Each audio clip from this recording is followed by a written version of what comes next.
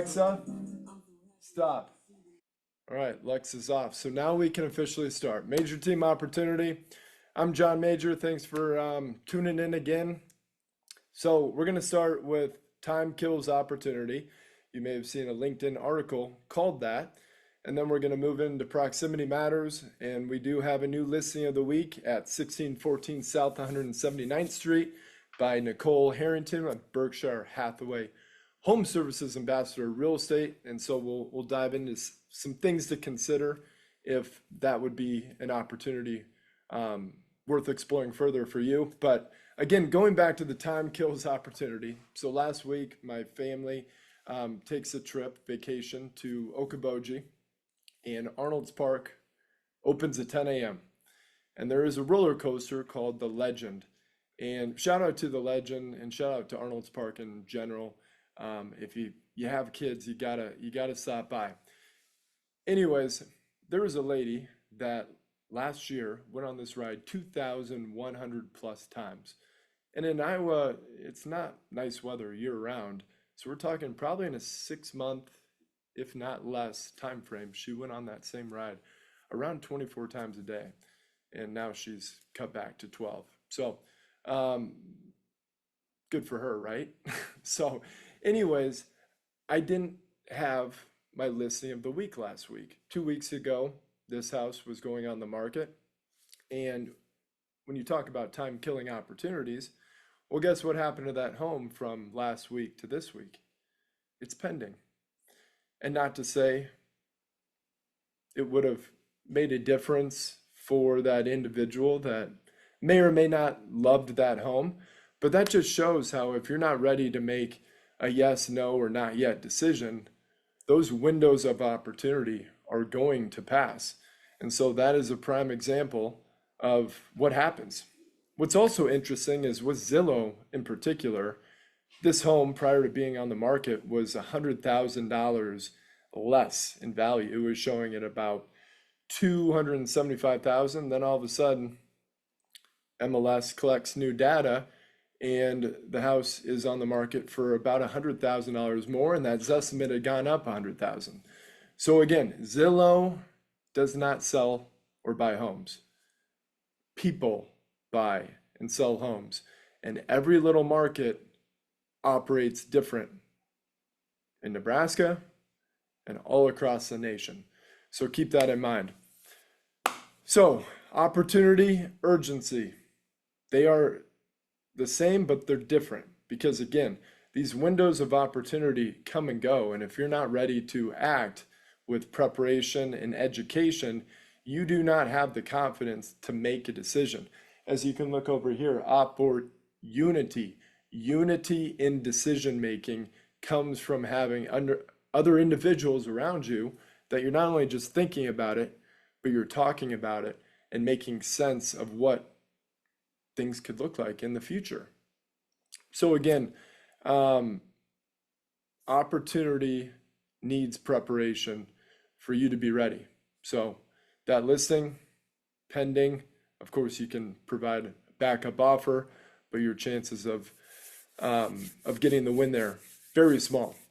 So going now to proximity matters. The streetcar. The streetcar has been a project that has had a lot of legislation and back and forth drama on what's right and what's wrong because it's affecting a lot of businesses and restaurants in those areas around Farnham Street, going from 42nd all the way almost to 10th. And I'll show you a map of this so you can kind of get a visual of what I'm talking about here in a little bit.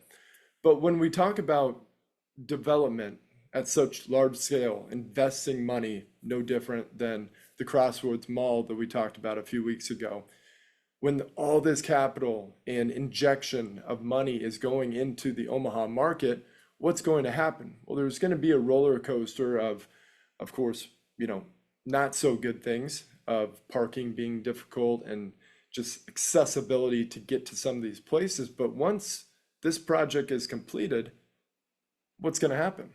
Well, all of a sudden you're going to have transportation flowing up and down Farnham Street, and it's going to create, hotspots of people not only gathering but then going into these establishments, bringing more opportunity around there, even for residential and commercial property to, go in the right direction. And so we have to get in front of these conversations when it comes to opportunity for ourselves and others that may be impacted. So the streetcar would be a prime example. So the question still remains, where is the opportunity? The opportunity is all around us, and these windows come and they go. So let's jump right into the listing of the week. I'm going to share my screen here, and we are going to pop right into, as I told you, I wanted to show you guys around the league, the Omaha streetcar. So it does in fact start on 42nd Street, which is running parallel from Dodge Street. And if we're heading east, we're going to head into the Blackstone district, which is an incredible new area, similar to what happened in Aksarben, but lower scale. Then to Midtown Crossing, and then boom, it's got a few options here to then cut over to Harney Street. So again, down Farnham, down Harney Street, all the way to Jean Leahy Mall, passing the Mutual Tower. You have Holland Center. Jocelyn Art Museum off of 24th Street is not too far. And then it's going to roll all the way to Capitol District, close to the CHI, where a number of concerts, sporting events are being had. The Riverfront's another, destination that we'll cover in months and or weeks ahead. But as you can see, there's a number of residential neighborhoods that are directly affected right now and will be in the future. And there's no guarantee that, appreciation is going to increase by a certain number, but you have to follow this type of opportunity to see what is going to be possible. And again, as we discuss 1614 South 179th Street, which is certainly significantly further west, everyone's making different decisions based on the proximity of what's important. Did they want to be close to certain schools, or to where they go to work, or to certain parks or restaurants, lakes, golf courses? Again, there is no right or wrong decision, but proximity plays a role in decision making. And if it's not something they're thinking about, and you purchase based on an opportunity of a house that you really like, but you can't change the location. You can always change the kitchen and the layout. But these are decisions that, with the education and preparation on the front end, you're not then playing the what if game and buyer's remorse on such a large purchase when it comes to real estate in particular. So let's move right on to the listing of the week. This is the owners of this home currently have been in this home since, they are the original owners from back in 2004. It's been meticulously taken care of, and they've, even added some square footage in the backyard. They've made some updates, and this is a great home that could suit well for individuals that have a growing family and want to be a short walk away from the elementary school. Those that do live close to elementary schools, that have kids and go to that elementary school, feel like that's big. There's other people that travel 10, 20, 30 minutes, not only to take their kids, but then to pick them up. That's potentially an hour of your day to where you're driving. And so these are decisions that we have to continue to think about when we're making such an important, decision for the family. So let's dive into the numbers for a little bit here. Which rate do you take? We hear it all the time. Rates are high. They've been high. When are they coming down? What's going to happen with oil prices? If oil prices do come down and inflation, comes to a halt, Are mortgage rates going to follow quickly? No one knows for sure. What we do know is rates have been maintaining. And even within that, as I show you right now, a rate from 6.25 all the way to 7.125%, there's options in between, which if you look into the final column under monthly P&I, which stands for principal and interest, you're going from a principal and interest payment of $2,704 and change all the way to $2,958 and change. So we're looking at a roughly $250 variance right there.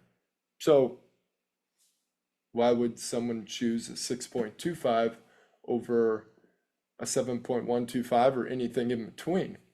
But as you can see here in the red, up by the 6.25%, 1.624% of discount points equates to $7,133. Well, what does that mean?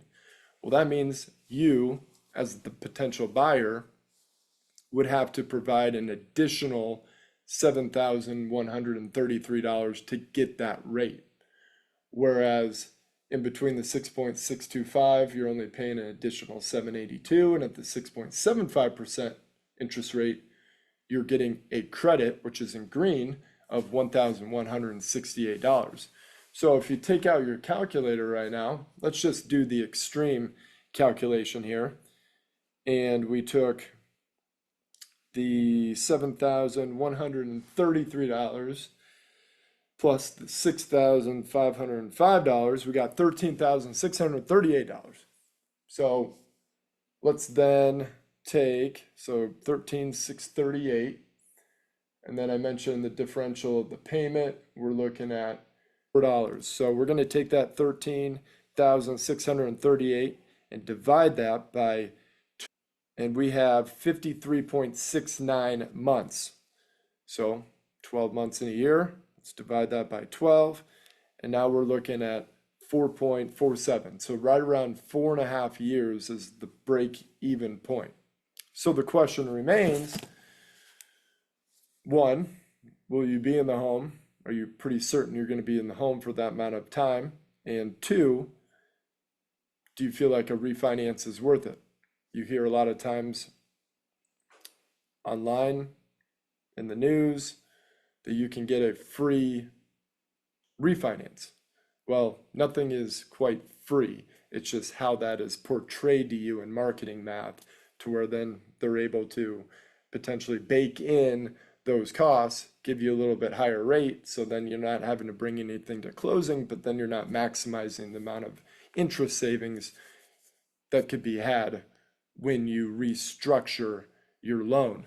So again, if you're going to be in the home for close to 5 years and you do not think you're going to refinance, and you like the idea of starting with a payment that is $250 less a month, and you have an additional $7,000 roughly to bring to the table at closing, because remember, we have the down payment, closing costs, prepaid interest and deposit for taxes and homeowners insurance to set up that forced savings account.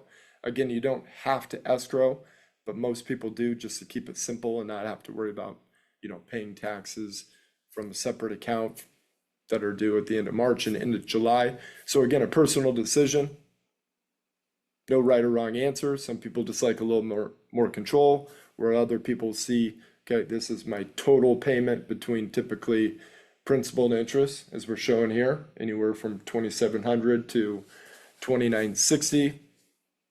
Plus your taxes, homeowners insurance, and mortgage insurance if you're putting less than 20% down. Granted, there could be HOAs and there could be flood insurance. Just depends on the variables on where that opportunity sits. So again, as we look at this rate sheet, there is no right or wrong answer here if you qualify. It's just a matter of between those two levers. Do you want a down payment that's a little bit lower? Then you're going to have a payment that's a little bit higher. If you're okay with bringing more money to closing to drop down that monthly payment, to create a little more stability to keep the budget where you want it, that's a great option too. But I do think it's important for people to see firsthand what this looks like, because a lot of times, even on Zillow or Realtor.com, they're showing not only 20% down every time, but then in the fine print, you can see this is with 1.091% discount points to get the rate. But a lot of times you think that's the only option you can go with, whereas there are several more options to consider if this information is provided to you properly. So 6.25, 6.375, they all move in roughly an eighth increment, as you can see here, from the 6.49 to the 6.5%. It's not changing things much. I mean, the payment's $3 differential. And that's another thing too, like, when you're thinking, okay, well, 6.875% mentally feels so much better, and I can talk to my friends about getting a rate in the sixes versus the sevens. But if you're looking from a 6.875 to a 7% rate, you're looking at 15, 22, not even $40 differential a month. That's a quick trip to Chipotle with the family. But again, every situation is going to look different. But it still remains the best buyers, they don't guess, they prepare. And when I mentioned up front, time kills opportunity, we see it time and time again. I mean, right now, I have people that have been in my pipeline considering to buy a home for 2, 3, 4, 5 years. And so why would it be that they have yet to act? And some of them have. Some of them have shot the ball, taken their chance. But if you don't fully grasp what this is going to look like, how it can be structured, the strategy that is going to create the best offer to win that home, that opportunity window can be gone. And when it's gone, it's on to the next one. But it can be mentally challenging to lose and to lose and to lose again. And so the more education, the more preparation, and the more just conversations that can be had around your credit, income, and assets, and where allocation of funds could be coming from, are things that you want to be, to consider. So it's good to get things in a broad perspective, but it's even more important to get it detailed in on your situation so that you can, again, make the best decision. So that's why I'll include a link to schedule a time to meet with me one-on-one so we can do more of a 30,000 foot view understanding of where you're at. And then, let's get down into the details, see exactly where the facts are. What can you do? What should you do? What are things you consider? A no right now could be a yes when the right window of opportunity comes around, or it's not yet. I want to finish, I want to finish out the school year with the kids. I want to make sure that we have enough in reserves prior to even considering buying a home. Again, no right or wrong answer, but a lot of times the sooner you can get into the game, the better. These buyers of 1614 South 179th Street, they took advantage of this opportunity in 2004, bought it for $224,000, and now have it on the market for more than twice that number. If they don't buy then and they wait another 5 or 10 years, they could have paid $270, $280, $290, $300 for it, and now they wouldn't have as much equity or net proceeds to take from this, depending on what the agreed upon price is. So we'll have another listing of the week next week. I do want to mention one book before we go. So let's go back to the book collection.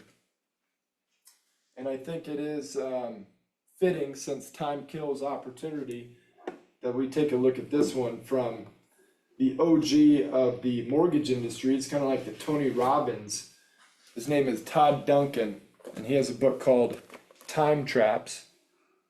See it right there. Proven strategy for swamped salespeople. And again, we think we have all this time,